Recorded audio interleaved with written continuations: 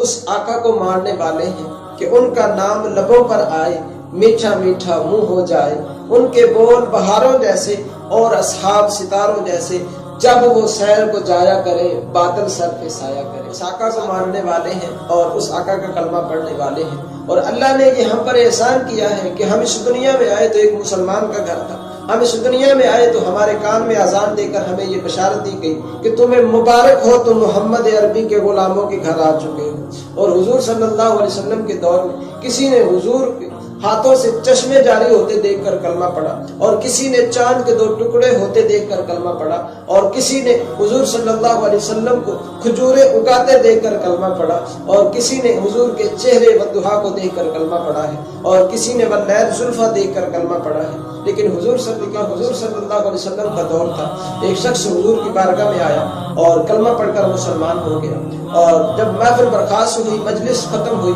تو کسی نے اس شخص سے پوچھا کہ ذرا بتا تو صحیح کہ تو نے اسلام میں ایسا کون سا کام دیکھا ہے کہ جس کی وجہ سے تو کلمہ پڑھ کے مسلمان ہو گیا؟ وہ شخص کہنے لگا کہ میں نے کوئی اتنی بڑی باتیں نہیں دیکھی، میں نے اسلام کے بارے میں بہت سنا تھا اور بہت چرچے اسلام کے سنے تھے، لیکن میں نے صرف ایک چیز اسلام میں دیکھی ہے کہ اس کے اندر ہر چھوٹے بڑے کا لحاظ کیا جاتا ہے، اور ہر امیر غریب کا امتیاز جو ہے وہ ختم ہو جاتا ہے۔ اور حضور صلی اللہ علیہ وسلم کی بارگاہ میں وہ کہتا ہے کہ محفل لگی ہوئی تھی، میں مدینے کی گلی سے گزر رہا تھا کہ ایک شخص حضور کی بارگاہ میں کھڑا یہ کہہ رہا تھا کہ یا رسول اللہ صلی اللہ علیہ وسلم، میرا بیٹا جو ہے وہ 3 دن سے گھر سے لاپتہ ہے، اور میں اس کو تلاش کیا جنگلوں میں اور اس کو جگہ جگہ پہ تلاش کر کے تھک چکا ہوں۔ میرے آقا نے فرمایا کہ بیٹھ جاؤ، تمہیں تمہارا بیٹا مل جائے گا۔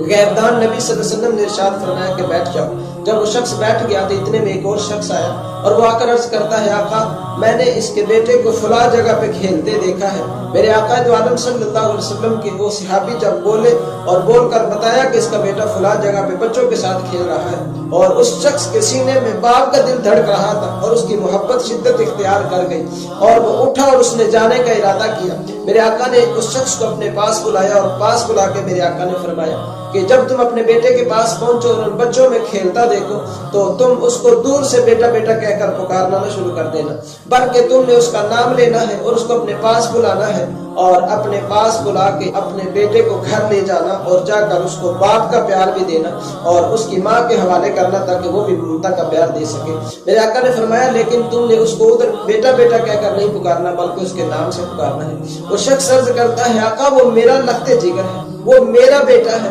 لیکن آقا میں اس کو بیٹا کیوں نہیں کہہ سکتا؟ آقا 3 دن سے میں نے اپنے بیٹے کی شکل نہیں دیکھی، 3 دن سے میں نے اس کلیجے کے ساتھ اپنے بیٹے کو نہیں لگایا، لیکن آقا جب آج دیکھوں گا تو میری محبت یہ برداشت نہیں کرے گی کہ میں اپنے بیٹے کو سینے سے نہ لگاؤں۔ میرے آقا نے فرمایا کہ تیری بات ٹھیک ہے، تیری بات بجا ہے، میں تجھے اس بات سے نہیں روکتا کہ اس کو سینے سے نہ لگا، میں تجھے یہ کہتا ہوں کہ بچوں کے سامنے تم اس کو بیٹا بیٹا نہ کہنا۔ اور غرض کرتا ہے آقا کس لیے، وجہ کیا ہے؟ صحابہ بیٹھے ہوئے تھے، محفل لگی ہوئی تھی اور وہ شخص دیکھ رہا تھا اور وہ عرض کرتا ہے